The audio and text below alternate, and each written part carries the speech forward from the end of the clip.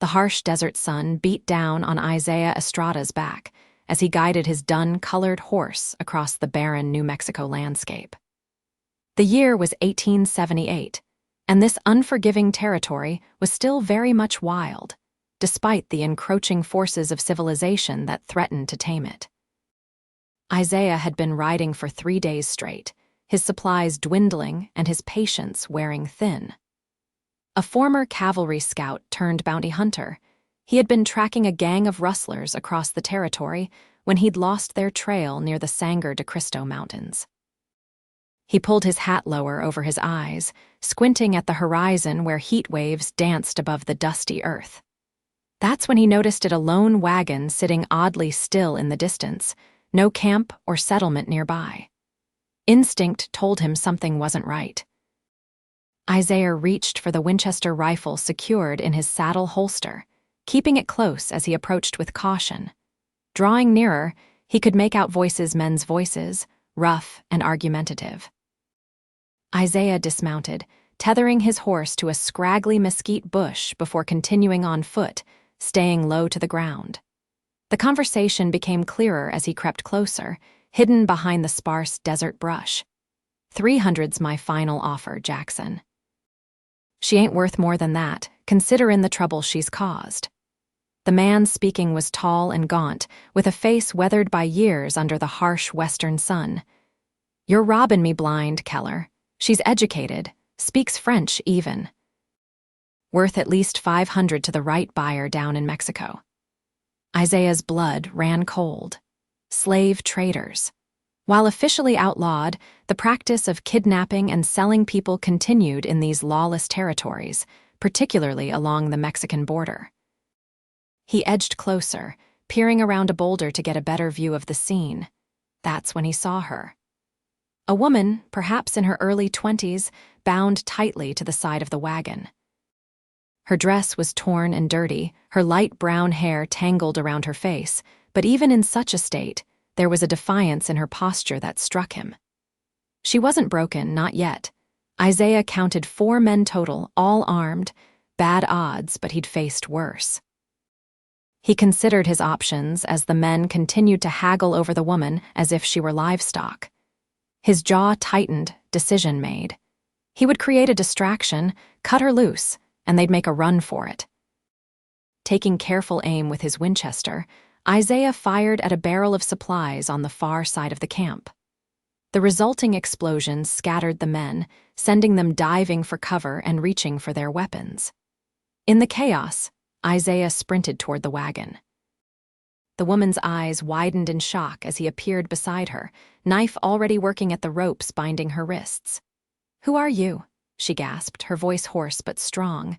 "Name's Isaiah Estrada. Explanations later. Can you ride?" He severed the final rope. She nodded, rubbing her raw wrists. "I'm Clara Morgan." "Pleased to meet you, Miss Morgan. Now run." He grabbed her hand, pulling her toward his horse as bullets splintered the wood of the wagon behind them. Clara didn't need to be told twice. She hiked up her tattered skirts and ran alongside him, ducking as more shots rang out. They reached his horse just as the traders regrouped, shouting and firing wildly in their direction. Isaiah boosted Clara onto the saddle, then swung up behind her. He kicked his horse into motion, and they tore away from the camp, bullets kicking up dust around them. He leaned low over the saddle, one arm around Clara's waist to steady her as they rode hard across the open desert. "Hold on tight," he shouted over the thundering hooves and gunfire. They rode like the devil himself was chasing them, which in a way he was. The traders would not easily give up such valuable merchandise. For hours they pushed on, Isaiah frequently checking behind them for signs of pursuit. When the horse began to tire, he guided them toward a rocky outcropping that would provide some shelter and hide their tracks. Only then did he allow them to stop, helping Clara down from the saddle. She swayed slightly as her feet touched the ground, and he steadied her with a gentle hand on her arm. Up close, he could see that her eyes were a striking green, though red rimmed from dust and tears. Despite her ordeal, there was a quiet dignity about her that commanded respect. Thank you, she said simply, meeting his gaze directly. You saved my life. Isaiah nodded, suddenly uncomfortable with her gratitude. Anyone would have done the same. No, Clara replied, shaking her head. They wouldn't have. Most men would have ridden the other way. He busied himself with checking his horse, giving the animal water from his canteen. What happened to you? How'd you end up with those men? Clara sank down onto a rock, exhaustion evident in every line of her body. I was traveling west from Boston with my brother. We were heading to San Francisco where he had business prospects. Her voice caught. 3 days ago, our stagecoach was attacked. They killed the driver and the guard. My brother tried to fight them. She trailed off, unable to continue. I'm sorry, Isaiah said quietly. Clara took a deep breath, composing herself. They said they were taking me to Mexico to sell me to a man who collects exotic women. Educated white women fetch a high price, apparently. Her voice was bitter. We need to keep moving soon, Isaiah said, scanning the horizon. Those men won't give up easily. Where will we go? It was a good question. The nearest town was Silver Creek, nearly 2 days' ride to the north, but they'd be expected to head that way. South was Mexico, which presented its own dangers. East would take them back into the territory they'd just fled. West, he decided. There's a military outpost about 3 days' ride from here. We'll be safe there, and they can arrange to get you back to civilization. Clara nodded, accepting his plan without argument. And what about you? What were you doing out here alone? Tracking a gang of cattle rustlers, he replied, checking his ammunition. Lost their trail yesterday. Guess it was lucky for both of us. Clara studied him thoughtfully. Are you a lawman? Bounty hunter? He waited for the usual reaction: wariness, disapproval, or fear. Most respectable folks, especially Eastern ladies, viewed his profession with disdain. Instead, Clara simply nodded. That explains your tracking skills and your willingness to help a stranger. We should rest a bit before moving on, Isaiah said, changing the subject. There's some jerky in my saddlebag if you're hungry. As they shared his meager provisions, Isaiah couldn't help noticing how Clara maintained her composure despite her ordeal. She ate the tough jerky without complaint, though it was likely far from the refined fare she was accustomed to in Boston. You ride well for an Eastern lady, he observed. A ghost of a smile touched her lips. My father believed women should know how to ride properly, not just perch sideways on a saddle. He was considered quite progressive. Her expression clouded. He would be devastated to know what happened to James, my brother. Isaiah wanted to offer some comfort, but found himself at a loss for words. Emotional terrain was far more treacherous than any desert he'd crossed. Instead, he checked their surroundings again, ever vigilant. We should move out, he said finally. We want to put as much distance between us and those men as possible before nightfall. Clara stood without hesitation, dusting off her torn dress. I'm ready. He helped her back onto his horse, then mounted behind her. The sun was beginning its westward descent, casting long shadows across the desert floor. They rode in silence, both lost in their own thoughts as the miles passed beneath them. By dusk, Isaiah guided them into a small canyon where a trickle of a stream provided precious water. They made camp beneath an overhanging rock that would hide the small fire he built to ward off the desert night's chill. I'll take first watch, he said as he handed Clara his blanket. You should rest. I don't know if I can sleep, she admitted, wrapping the blanket around her shoulders. Every time I close my eyes, I see them killing James. Isaiah sat beside her, keeping a respectful distance. I'm sorry about your brother. He was all the family I had left, Clara said softly. Our parents died 2 years ago, influenza. James was determined to make a new start for us in California. She stared into the small fire. Now I don't know what I'll do. I have no money, no belongings. One problem at a time, Isaiah advised. First, we get to safety, then you can decide your next move. Clara looked up at him, the firelight illuminating her face. Despite the dirt and exhaustion, she was beautiful in a classic way that reminded him of cameo portraits he'd seen in fancy Eastern shops. Not that he'd ever admit to noticing such things. "What about you, Mr. Estrada? Do you have family?" Isaiah poked at the fire with a stick. "Not anymore. Father died in the war. Mother followed a few years later. The war, you seem too young to have fought. I was 16 when I joined up, lied about my age." He didn't mention which side he'd fought for. Those divisions still ran deep, even 13 years after Appomattox. Clara seemed to sense his reluctance to elaborate. "And how does one become a bounty hunter?" "By being good with a gun and having few other marketable skills," he replied dryly. That earned him a small smile. "I doubt that's true. You're obviously intelligent and resourceful." Isaiah shrugged, uncomfortable with her assessment. "Get some rest, Miss Morgan. Tomorrow will be another long day." To his surprise, she didn't argue. Clara settled down on the hard ground, using his saddle as a pillow. Within minutes, exhaustion claimed her, and her breathing deepened into sleep. Isaiah watched over her, his Winchester across his lap. She was his responsibility now, at least until they reached the outpost. After that, their paths would diverge, she back to civilization, he to the lonely trail he'd chosen. It was better that way. A bounty hunter had no business forming attachments. Yet as the night deepened and stars pierced the black canopy overhead, Isaiah found himself studying Clara's face in repose, wondering about the life she'd led before tragedy struck. She was clearly well-educated, refined. What would she do now, alone in the world?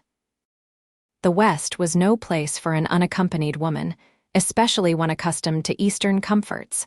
Not your problem, he reminded himself sternly. Just get her to safety. That's all you promised. When Clara stirred a few hours later, shivering despite the blanket, Isaiah hesitated only briefly before adding wood to the fire. The light might attract attention, but the desert night was cold, and she wasn't dressed for it. Some risks were worth taking. Morning came with a blaze of color across the eastern sky. Isaiah had dozed only briefly, keeping watch most of the night. He was accustomed to functioning on little sleep, a skill honed during the war and perfected in his current profession. Clara awakened as the first rays of sunlight touched her face. She sat up quickly, momentarily disoriented, before her eyes found Isaiah and recognition dawned. "You should have woken me to take a turn at watch," she chided gently. "You needed the rest more than I needed sleep," he replied, already breaking camp. "There's a little water left in the canteen. We'll refill at the stream before heading out." They ate a sparse breakfast of the remaining jerky, then prepared to depart. Isaiah helped Clara tidy herself as best she could, offering his neckerchief for her to clean her face and hands. "I must look a fright," she said, attempting to smooth her tangled hair. "You look fine," Isaiah replied automatically, then felt his neck warm at her surprised glance. "I mean, considering the circumstances." A small smile played at her lips. "Such gallantry, Mr. Estrada." Before he could respond, the distant sound of hoofbeats reached them. Isaiah immediately tensed, drawing his revolver and moving to the edge of their small camp. "Stay here," he ordered Clara in a low voice. "If I don't come back, take the horse and keep heading west. Follow the sun." "I'm not leaving you," she protested. "This isn't a debate, Miss Morgan." His tone brooked no argument. "Those men will do worse than kill you if they catch you again." The color drained from her face, but she nodded. Isaiah squeezed her shoulder briefly, then moved silently up the canyon wall, finding a vantage point from which to assess the threat. 4 riders approached from the east, the same men from the wagon. They'd followed their trail despite his efforts to conceal it. Isaiah cursed under his breath. He was outnumbered and outgunned, with a civilian to protect. The smart move would be to retreat, to try to outrun them. But they had fresh horses, while his mount was tired from carrying double the previous day. Running wasn't an option, he'd have to make a stand. Isaiah returned to Clara, quickly outlining the situation. "I need you to take the horse and ride west as hard as you can. I'll hold them off." That's suicide, she argued, eyes flashing. There are 4 of them. I've faced worse odds. It wasn't entirely a lie. This canyon narrows up ahead. I can pick them off as they come through. Clara shook her head stubbornly. No, I won't leave you to die for me. This isn't up for discussion. I can shoot, she interrupted. My father taught me I'm quite good with a rifle. Isaiah stared at her in disbelief. You're an Eastern lady. An Eastern lady who can hit a target at 100 yards, she retorted. My father believed in self-sufficiency. There wasn't time to argue. The riders were getting closer. With a muttered oath, Isaiah handed her his Winchester. Stay hidden behind those rocks. Only shoot if you have a clear shot and make each bullet count. We don't have ammunition to waste. Clara nodded, handling the rifle with unexpected familiarity. I understand. Isaiah positioned himself behind a boulder at the canyon's narrowest point, drawing both his revolver and the backup he kept in his boot. Clara found cover about 20 feet away, the Winchester ready. Minutes ticked by in tense silence as the hoofbeats grew louder. Then the first rider appeared at the canyon mouth, moving cautiously, rifle ready. It was the gaunt man from before Keller. They'd called him. Isaiah waited until he was well into the canyon before firing. His shot caught the man in the shoulder, sending him tumbling from his saddle with a shout of pain. The others immediately took cover, returning fire that ricocheted off the canyon walls. Stay down, Isaiah called to Clara as bullets pinged against the rocks around them. For several minutes, an exchange of gunfire echoed through the canyon. Isaiah managed to wound another of the men, but they were being cautious now, making themselves difficult targets. Then he heard a cry of triumph from one of the attackers. I see her. The woman's behind those rocks. Isaiah's heart froze as he saw one of the men take aim at Clara's position. Before he could react, the Winchester cracked, and the man fell, clutching his leg. Told you I could shoot, Clara called to Isaiah, already working the lever to chamber another round. Together, they managed to drive the slave traders back toward the canyon entrance. But Isaiah knew it was only a temporary advantage. They were still outnumbered, and eventually, their ammunition would run out. We need to move, he told Clara during a lull in the firing. They're regrouping, probably planning to flank us. She nodded, face grim but determined. They retreated deeper into the canyon, finding new cover just as the men launched another assault. This time, they came from multiple directions, forcing Isaiah and Clara to divide their attention. A bullet grazed Isaiah's arm, tearing through his sleeve and leaving a burning trail across his skin. He barely noticed, focused on keeping the attackers at bay. Clara proved her worth, her shots measured and accurate despite the chaos. Then disaster struck. As Isaiah leaned out to fire, a bullet hit the rock inches from his face, sending stone fragments flying into his eyes. He fell back with a cry of pain, temporarily blinded. Isaiah? Clara was at his side in an instant, abandoning the rifle to check his injury. I'm all right, he managed, trying to blink away the grit and blood. Get back to cover. You're not all right. Your eyes, a triumphant shout told them they'd been spotted. Got them cornered now, boys, Clara made a split-second decision. She grabbed the Winchester, then helped Isaiah to his feet. There's a narrow path up the canyon wall. Can you walk? I can walk, he confirmed, drawing his revolver despite his impaired vision. You lead, I'll follow. Guiding him with one hand while clutching the rifle with the other, Clara led them up a nearly invisible path that switchbacked up the canyon wall. Below, their pursuers realized they were escaping and renewed their fire, bullets chipping stone around them. Almost there, Clara encouraged as they reached a narrow ledge that ran along the top of the canyon. The path continues around this bend. They had just rounded the corner when hoofbeats thundered from the west, more riders approaching fast. Isaiah pushed Clara behind him, raising his revolver despite barely being able to see. U.S. Cavalry, drop your weapons, a commanding voice shouted. Relief flooded through Isaiah as he recognized the voice. Captain Reynolds, that you? Estrada, what in blazes are you doing up there? The captain sounded equally surprised. Taking the scenic route, Isaiah replied dryly, lowering his weapon. We've got slave traders on our tail, 4 men all armed. Not for long, they aren't, Reynolds assured him. Simmons, Daniels secure those men below. Harrison, help Estrada and his companion down from there. Within minutes, they were safely on level ground, the slave traders in custody. A young private handed Isaiah a canteen of water, which he used to rinse his eyes while Clara explained their situation to Captain Reynolds. Miss Morgan, you have my deepest sympathies for your ordeal, the captain said when she'd finished. We'll escort you to Fort Garland. From there, arrangements can be made to return you to the east if that's your wish. Thank you, Captain, Clara replied politely, though Isaiah noticed she didn't directly answer about returning east. A medic cleaned and bandaged Isaiah's arm and examined his eyes, determining that the damage was minor. His vision was already clearing, though everything remained slightly blurred. You were lucky, Mr. Estrada, the medic told him. Another inch closer, and you might have lost an eye. As the cavalry prepared to move out, Isaiah found himself standing awkwardly with Clara, suddenly uncertain of what to say. Their brief partnership was ending, as he'd known it would. Yet something about saying goodbye felt wrong. I owe you my life, Clara said, breaking the silence. Twice over, in fact. Isaiah shrugged, uncomfortable with her gratitude. You saved mine as well. I'd say we're even. Will you come to Fort Garland with us? She asked, her green eyes searching his face. He hesitated. His original quarry was long gone by now, the trail cold. There was no real reason to refuse. I suppose I could, at least until your arrangements are made.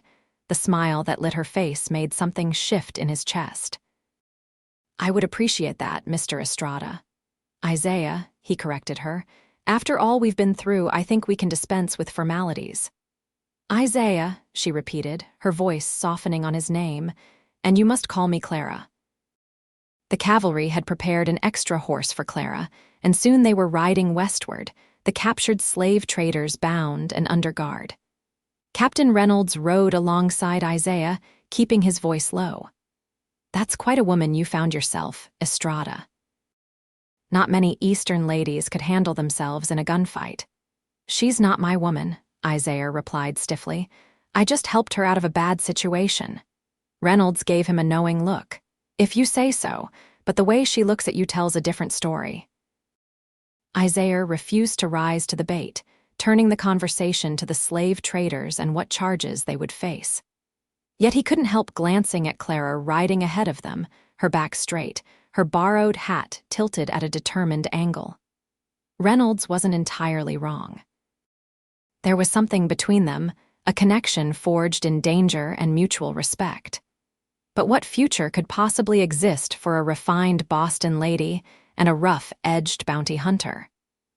Their worlds were too far apart, their paths destined to diverge once they reached civilization. Better to remember that now, he told himself firmly, before foolish hopes took root. The journey to Fort Garland took 2 days. They traveled at a steady pace, stopping only when necessary. Clara rode as if born to the saddle, never complaining despite the grueling conditions. At night, she sat by the fire with Isaiah, their conversations flowing easily from serious topics to occasional moments of laughter. He learned that she had taught at a ladies' seminary in Boston, that she spoke not only French but passable Spanish as well, and that she had a fondness for adventure stories that her more proper acquaintances found shocking. In turn, he found himself sharing parts of his past. He rarely discussed his childhood in New Mexico territory before the war, his time as a cavalry scout, and how he drifted into bounty hunting almost by accident. You don't seem like the typical bounty hunter, Clara observed on their second night as they sat slightly apart from the soldiers. Most I've heard of are brutal men. Some are, Isaiah acknowledged. I try to bring them in alive when I can. Dead men don't stand trial. Is it a lonely life? The question caught him off guard with its perceptiveness. I suppose it is. Never really thought about it that way. Clara studied him in the firelight. What will you do after we reach Fort Garland? Pick up another contract, I imagine. There's never a shortage of wanted men in the territories. And that's enough for you, just existing from one job to the next, Isaiah frowned, suddenly defensive. It's honest work, pays well enough. I didn't mean to offend you, Clara said softly. I just wonder if you ever think about settling somewhere, building something more permanent. Not much, he replied, though it wasn't entirely true. There had been moments, especially on cold nights alone on the trail, when he'd imagined a different life. A home, perhaps, someone waiting for his return, but such thoughts were dangerous distractions in his line of work. What about you? Will you go back to Boston? Clara gazed into the fire. I don't know. There's nothing for me there now except memories. James and I sold our parents' house to finance our journey west. She sighed. I could teach again, I suppose. But after everything that's happened, the thought of returning to that life seems constrained. The West has opportunities, Isaiah found himself saying. Towns are growing. They need educated people, especially teachers. Are you suggesting I stay? There was something in her voice he couldn't quite identify. Just pointing out options, he replied carefully. The conversation lapsed into comfortable silence, but Isaiah's mind continued to race with possibilities he had no business contemplating. They reached Fort Garland by mid-afternoon the next day. The small military outpost was a welcome sight after days in the wilderness, its sturdy buildings and American flag promising safety and civilization. Captain Reynolds arranged quarters for Clara with the commander's wife, while Isaiah was offered a bunk in the enlisted men's barracks. Before they parted, Clara touched his arm lightly.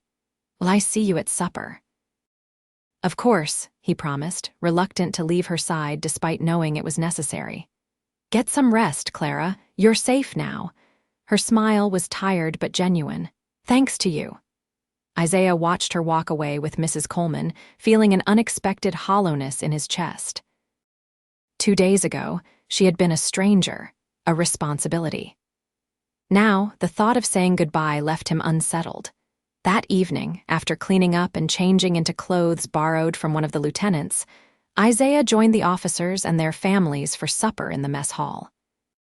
Clara was already there, transformed by a simple blue dress lent to her by Mrs. Coleman. Her hair was neatly arranged, her face freshly washed, and for a moment, Isaiah hardly recognized the capable woman who had fought beside him in the canyon. She caught his eye across the room and smiled, excusing herself from a conversation to join him. You clean up well, Isaiah, she teased gently. I barely recognized you without trail dust. I could say the same, he replied, suddenly aware of his rough manners compared to the officers surrounding them. That color suits you. A faint blush touched her cheeks. Thank you. Mrs. Coleman has been very kind. Throughout dinner, Isaiah was conscious of Clara's presence beside him, of her soft laughter at the commander's jokes, of the graceful way she handled herself among strangers. She belonged in this world of refinement and civilization far more than he did, a fact that only reinforced the temporary nature of their connection. After the meal, Clara was drawn into conversation with the commander's wife about arrangements for her journey onward. Isaiah slipped outside, needing air and solitude to clear his head. He stood on the fort's wooden walkway, watching stars emerge in the darkening sky. Penny for your thoughts, Clara's voice came from behind him. She joined him at the railing, her presence both comforting and unsettling. Just getting some air, he replied. Did you make your arrangements? Clara nodded. There's a stagecoach to Denver day after tomorrow. From there, I can take the train east. She paused. Or west, I suppose. You're considering California after all? Perhaps. She looked out at the distant mountains, silhouetted against the twilight sky. It was James's dream, not mine, but now I find myself reluctant to abandon it entirely. Isaiah studied her profile, struck by her quiet strength. What was your dream, Clara, before all this happened? She seemed surprised by the question. I'm not sure anyone's ever asked me that before. She considered for a moment. I wanted to open a school of my own someday, Not a finishing school for young ladies, but somewhere that would teach girls everything boys learn: mathematics, sciences, history. Real knowledge, not just accomplishments. That's still possible, Isaiah pointed out. Maybe more so out here than back east. Western towns are less bound by tradition. Perhaps, she agreed, then turned to face him directly. What about you, Isaiah? Will you leave tomorrow to chase your next bounty? The question hung between them, heavy with unspoken implications. Isaiah knew the sensible answer, the answer that protected them both from complications neither was prepared for. Yet he found himself unwilling to speak it. I haven't decided, he said instead. Clara's eyes searched his face. The commander mentioned they could use a scout for a few weeks, someone who knows the territory. Did he? Yes, she hesitated. I may have suggested your name. Isaiah couldn't help but smile. Did you now? It would mean staying at Fort Garland until after I leave, she added, her gaze dropping to her hands on the railing. Unless that would be inconvenient for your plans. My plans are flexible, Isaiah replied softly. A few weeks at the fort might be a welcome change from the trail. The smile that lit her face made his decision worthwhile, regardless of where it might lead. They stood together in companionable silence as darkness fell completely, the fort settling around them for the night. The next 2 days passed in a strange, suspended state for Isaiah. He agreed to the commander's offer of temporary scouting work, telling himself it was practical, steady pay, regular meals, and a chance to rest before returning to the more demanding life of a bounty hunter. If his decision had anything to do with extending his time with Clara, he refused to acknowledge it, even to himself. Clara spent her days helping Mrs. Coleman with various tasks around the fort, winning the affection of the officers' children with her patient instruction and genuine interest in their experiences. In the evenings, she and Isaiah would walk along the fort's perimeter, their conversations ranging widely from books they had read to places they had seen. Isaiah found himself sharing stories he'd never told anyone about his Mexican mother's quiet strength, his father's determination to build a life in the territory despite the prejudice they faced, his own struggles to find his place after the war. Clara listened without judgment, offering insights that revealed her own thoughtfulness and depth. You've never really belonged anywhere, have you? She observed as they watched the sunset on the evening before her departure. Not fully. Isaiah considered her words. I suppose not. Too Mexican for some, too American for others. The war didn't help divided loyalties all around. Is that why you chose bounty hunting? Because it keeps you apart from having to choose sides. Her perception was unnerving. Maybe, never thought about it that way. I think we're similar in that regard, Clara said, surprising him. I never quite fit in Boston society either. Too bookish, too opinionated. My father encouraged my education, but it made me an oddity among other young ladies. Is that why you agreed to accompany your brother west? A fresh start. Partly. She smiled ruefully. Though I never imagined how drastically my circumstances would change, the imminent reality of her departure hung between them, neither willing to address it directly. When they finally returned to the fort, Isaiah walked Clara to the commander's house where she was staying.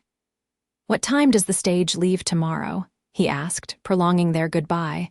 9 o'clock. Clara hesitated, then added softly, Will you see me off? Of course. He wanted to say more, to ask her to stay, to suggest alternatives to their parting. But what could he offer her? A life of uncertainty, following a man who made his living hunting dangerous criminals. It would be selfish beyond measure. Good night, Isaiah, Clara said, breaking into his thoughts. She surprised him by rising on tiptoe to press a gentle kiss to his cheek. Thank you for everything. Before he could respond, she had disappeared inside, leaving him standing alone with the ghost of her touch still warm on his skin. Isaiah barely slept that night, his mind churning with possibilities and practicalities. By dawn, he had made a decision that felt both reckless and inevitable. He dressed quickly, and sought out Captain Reynolds, who listened to his proposal with raised eyebrows but ultimate approval. "It's about time," the captain said cryptically, clapping Isaiah on the shoulder. "The commander will agree, I'm sure of it." At 8:45, Isaiah stood by the stagecoach as Clara's trunk was loaded.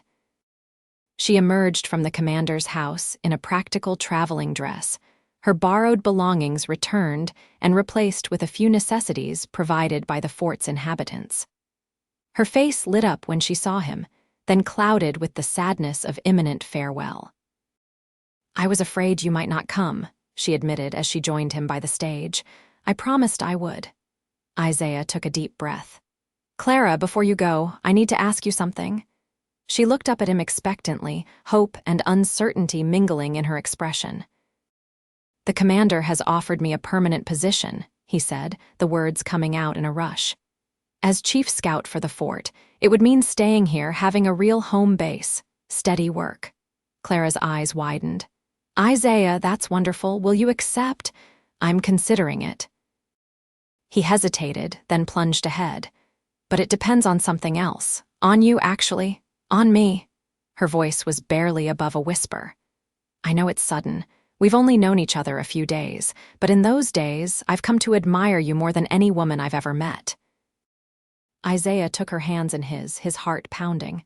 "I'm asking if you'd consider staying, not going to Denver, not today at least." Clara stared at him, her lips parted in surprise. "Are you asking me to stay here at Fort Garland? For now?" Isaiah squeezed her hands gently. "Give us time to know each other better without danger forcing our hand. See if what I feel, what I hope you might feel too, is real. And if it is," she asked softly, "then we'll figure out the next step together." He managed a smile despite his nerves. "I'm not offering much, I know. Just time and possibility." Clara searched his face, her expression unreadable. Then, slowly, a smile spread across her features, lighting her eyes with a warmth that took his breath away. "Time and possibility," she repeated. "It's more than I had 3 days ago. Is that a yes?" Instead of answering, Clara stepped closer and, with a boldness that surprised them both, pressed her lips to his. The kiss was brief but full of promise, sending a jolt of emotion through Isaiah that left him momentarily speechless. "That's a yes," Clara confirmed, her cheeks flushed. "I'll stay." The stagecoach driver cleared his throat pointedly. "Madam, we're set to depart." Clara turned to him with newfound confidence. "I'm afraid there's been a change of plans. I won't be traveling to Denver today." The driver shrugged, used to the unpredictable nature of frontier life. "Suit yourself." "Want your trunk taken down?" As the trunk was unloaded, Captain Reynolds approached, his expression knowing. "I take it we're keeping our new scout and gaining a schoolteacher." Isaiah glanced at Clara questioningly. "The commander's wife mentioned the fort has several children in need of proper education," she explained. "She suggested I might consider taking on the role, at least temporarily." "Sounds like everyone had this planned except me," Isaiah said with a rueful shake of his head. "Not planned," Reynolds corrected. "Hoped for, there's a difference." As the stagecoach pulled away without her, Clara slipped her hand into Isaiah's. "Are you certain about this?" she asked quietly. "Your life has been one of freedom and movement." "I'm certain I want to find out if there's something better," he replied honestly. "With you." It was enough for now. The future remained unwritten, full of challenges and unknowns. But as they walked back toward the fort together, Isaiah felt something he hadn't experienced in years, the sense of coming home. Over the following weeks, life at Fort Garland settled into a new pattern for both Isaiah and Clara. He took up his duties as chief scout, leading patrols and helping map the surrounding territory. She established a small school for the children at the fort, teaching not only the officers' children, but also those of enlisted men and civilian workers. In the evenings, they would often walk together, their relationship growing naturally without the pressure of imminent danger or separation. Isaiah discovered Clara's quick wit and occasionally mischievous sense of humor, while she came to appreciate his quiet wisdom and unexpected gentleness. 6 weeks after her intended departure, Isaiah took Clara riding into the foothills beyond the fort. They picnicked beside a clear mountain stream, the late summer sun warming the air around them. "I received a letter yesterday," Clara mentioned as they sat side by side on a blanket. "From my father's attorney in Boston." Isaiah tensed slightly. "Good news, I hope. Unexpected news," she clarified. "It seems James and I had a small inheritance that was held in trust. With his death, it comes to me entirely." She looked at Isaiah directly. "It's not a fortune, but it's enough to establish myself wherever I choose." "I see." Isaiah kept his voice neutral, though his heart raced. "And have you decided where that might be?" Clara's expression softened. "I think you know I have, Isaiah." He took her hand, feeling its warmth and strength. "I want to hear you say it." "Here," she said simply. "Not necessarily at the fort forever, but somewhere in this territory. It feels right in a way Boston never did." She squeezed his hand. "And there's a certain scout I've grown rather attached to." Isaiah brought her hand to his lips. "Just rather attached," Clara laughed, the sound echoing off the nearby rocks. "Perhaps more than rather." Her expression grew serious. "I love you, Isaiah. These weeks have shown me that what began in danger has grown into something real and lasting."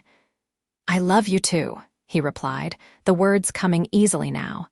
"Enough to ask you something important." He reached into his pocket, withdrawing a simple gold ring. "I've been carrying this for a week, waiting for the right moment." Clara's eyes widened as he held out the ring. "Isaiah, Clara Morgan, would you do me the honor of becoming my wife?" His voice was steady despite the enormity of the question. "I can't promise a conventional life, but I can promise to love and protect you for as long as I live."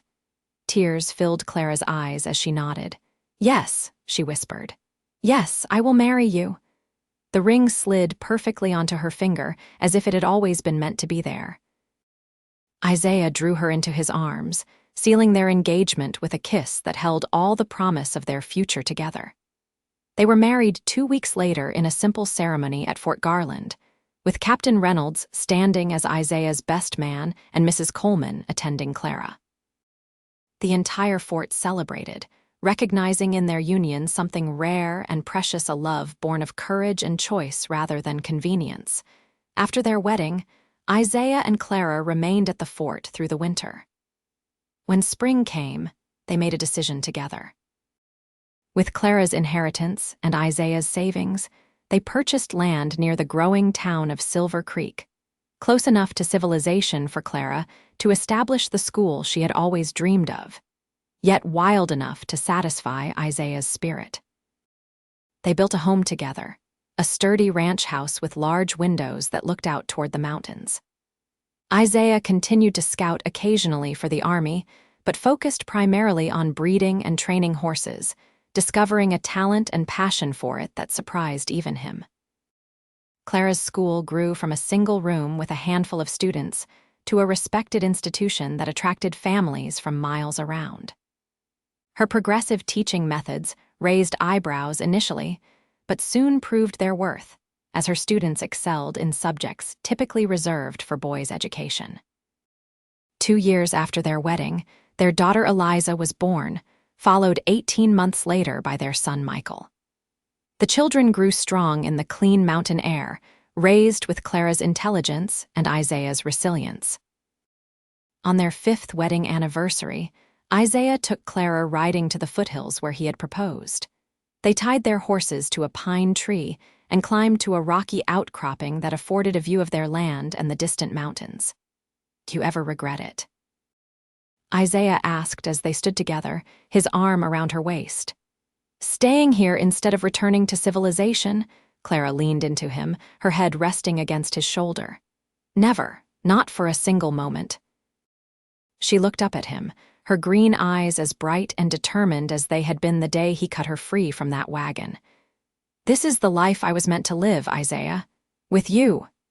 He kissed her then, as the sun set behind the mountains they both called home. In the distance, their ranch was visible, the house with smoke curling from its chimney, the corral where their horses grazed, the small schoolhouse where Clara taught the children of Silver Creek. It was a life neither of them could have imagined that day when fate brought them together in the desert.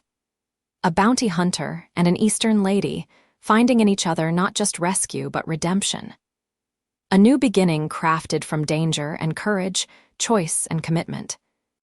As they rode home in the gathering dusk, Isaiah reflected on how a single decision to help a woman bound to a wagon had altered the course of his life completely. He had ridden away fast that day, but in reality, he had been riding toward something rather than away. Toward love, toward family, toward home. And in the end, there was no bounty more valuable than that.